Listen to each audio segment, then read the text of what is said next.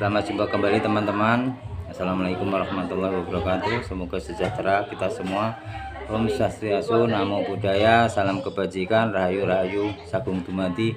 Kali ini ada waktu luang, saya mau ngevlog teman-teman masalah akhlakul karimah ya. Sering ada salah penafsiran salah persepsi tentang akhlakul karimah. Misalnya ada orang-orang yang dikatakan orang itu tidak berakhlak karena memang kelakuannya buruk atau suka memaki-maki, kayak para Habib ini, Hanif, Bahar, Smith dan sebagainya, itu sering maki-maki Rizik Syihab. Itu sebetulnya makna akhlakul karimah bukan seperti itu, tapi akhlakul karimah itu banyak seginya kawan-kawan. Jadi akhlakul karimah itu adalah menyangkut masalah syahwat, terus masalah amarah, terus ilmu yang melingkupi, dan kemudian kematangan emosi alias kesabaran. Jadi teman-teman, kalau ada orang perilakunya kelihatan, itu namanya adab. Jadi adab itu adalah buah dari akhlak ya. Nanti buah dari akhlak. Kalau akhlaknya baik maka adabnya akan baik. Kalau akhlaknya buruk, adabnya buruk ya teman-teman. Kalau jadi orang-orang yang mungkin tidak punya adab itu atau adabnya buruk, itu bisa jadi karena itu kebaikan dari akhlaknya baik, atau bisa jadi malah tidak punya akhlak atau akhlaknya kurang. Karena apa? Dia mungkin tidak punya syahwat dalam pengertian cita-cita. Cita-cita itu penting dalam hidup. Misalnya kita punya cita-cita untuk membuat istri kita bahagia, anak kita bahagia, bahagia dunia akhirat tentu saja ya. Terus kita ingin menjaga lingkungan kita supaya lingkungan kita itu baik-baik saja, tentram, tenang, rukun selalu. Itu syahwat. Jadi kita punya syahwat tentang keindahan-keindahan dunia ini di lingkungan kita yang mikro sampai ke makro. Nah itu namanya syahwat. Kemudian amarahnya adalah ketika kita berusaha untuk mewujudkan syahwat itu menjadi satu kenyataan, itu dengan amarah. Jadi amarah itu intinya azam kita ya untuk mewujudkan itu. Jadi kalau amarahnya cukup, maka ada kemungkinan seperti motor itu tenaganya, bensinnya cukup, cc-nya besar gitu. Nah syahwat itu adalah arah yang akan kita tuju. Kemudian kita juga butuh ilmu, karena kalau tanpa ilmu kita akan ibarat mobil tuh kita nggak punya SIM. Jadi kita nggak tahu cara mengendalikan itu syahwat dan amarah itu. Jadi mobil cc besar, bensin cukup, tapi kita gak bisa mengendalikan. Makanya akhirnya kita akan nabrak atau masuk jurang teman-teman. Lah kemudian itu pun tidak cukup dengan ketiga hal itu, maka kita perlu lagi satu kematangan emosi teman-teman. Kematangan emosi atau semacam kesabaran. Kesabaran bukan berarti hanya kesabaran pasif, tapi kesabaran aktif, yaitu kesabaran ketika kita itu bisa menerima kegagalan, kemudian tidak putus asa, kemudian kita berusaha untuk bangkit lagi dan berusaha lagi, bangkit lagi gitu teman-teman. Jadi kita membutuhkan kematangan emosi untuk mewujudkan bahwa semua itu akan menjamin keberhasilan. Tentu saja itu atas izin Allah. Jadi kembali lagi teman-teman, saya ulas lagi bahwa akhlakul karimah itu punya 4 sisi, yaitu syahwat, kemudian amarah, kemudian ilmu, kemudian kematangan emosi atau kesabaran. Nah, itu teman-teman. Lah, itu kalau sudah dipenuhi semua, itulah namanya akhlak yang karimah gitu. Akhlak yang sempurna gitu. Nah, buahnya nanti berupa adab. Adab itu kan bentuknya bukan kita nggak pernah marah atau bagaimana, enggak, tapi dengan ilmu, adab, dengan akhlak yang baik ya, dengan syahwat yang sesuai.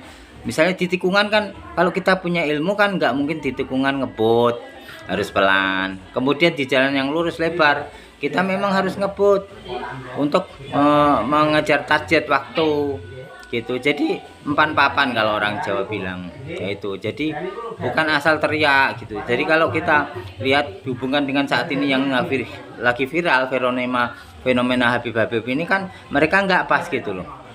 Syahwatnya kegedean, amarahnya kegedean, sementara SIM-nya nggak ada. Jadi ibarat tadi mobil akan masuk jurang atau nabrak pohon, karena memang mereka nggak punya ilmunya. Sebagian besar mereka nggak punya ilmunya gitu loh.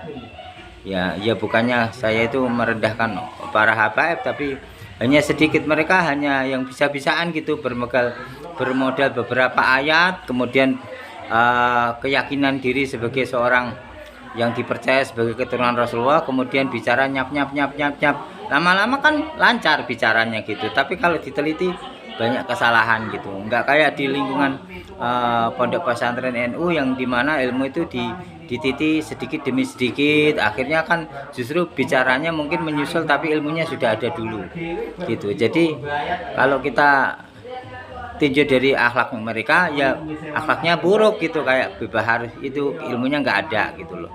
Nah, jadi karena memang sahabatnya kegedean, amarah kegedean, ilmunya nggak ada, apalagi kematangan emosi alias kesabaran. Kan orang kalau mempengaruhi dan sebagainya kan bukan dengan cara intimidasi, agitasi seperti itu kan, enggak gitu loh. Kalau memang dapat, juga dapatnya hanya buih-buih di lautan, orang-orang yang tidak berpikir, orang-orang yang hanya takut, orang-orang yang tidak mendalam cintanya gitu kepada mereka, hanya sekadar emosional belaka. Ini kelihatannya kuat tapi sebetulnya keropos di dalam, nggak mendarah daging gitu. Dan orang-orang bodoh seperti ini ya tidak bisa diandalkan gitu sebetulnya. Ya maaf ini gitu. Jadi intinya pembahasan akhlak karimah sering disalahpahami orang tentang hal itu, yaitu dengan adab itu seolah-olah bahwa adab yang halus itu yang baik itu timbul di akhlaknya, belum tentu gitu loh.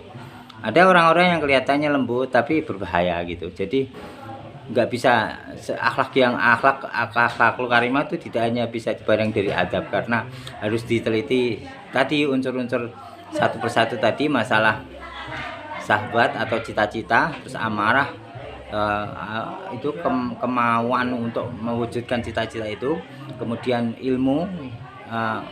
Jadi kalau dalam pengendara istilahnya itu SIM gitu, ilmu untuk mengendara itu. Kemudian baru kematangan emosi, artinya apa?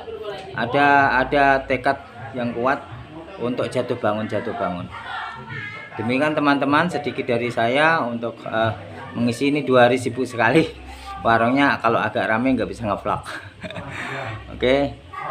Semoga kita semua diberi kesehatan, kebahagiaan, kesejahteraan, ketentraman, kedamaian, selalu rukun ya. Kita biasa aso, jangan tersinggung, karena memang kalau kita tersinggung berarti kita sudah merasa lebih baik. Kalau dikritik kita marah berarti kita sudah merasa sempurna gitu. Saya itu sering dikritik orang, ya saya senang saja dikritik gitu, karena itu menyempurnakan saya gitu. Saya itu tidak mudah marah, alhamdulillah. Kalau dihina orang juga biasa aja gitu loh, karena kalau hinaannya tidak sesuai ya buat apa saya protes, itu penilaian dia. Yang penting saya enggak selesai kan gitu. Kalau ternyata kritikannya benar ya saya malah terima kasih gitu. Iya dia benar ya, saya kelemahannya dalam hal ini, ya Allah jadikan saya berikan saya kekuatan untuk mengatasi kekurangan yang ini gitu. Saya alhamdulillah ya itu ya selama ini sampai saya 54 tahun ini ya alhamdulillah saya berusaha untuk istiqomah dalam hal itu. Oke teman-teman, salam semuanya, salam sejahtera, damai selalu. Assalamualaikum warahmatullahi wabarakatuh. Salam sejahtera, salam kebajikan, Om Swastiastu, Namo Buddhaya, Rahayu, Salam, Rahayu Sagung Dumadi. Salam.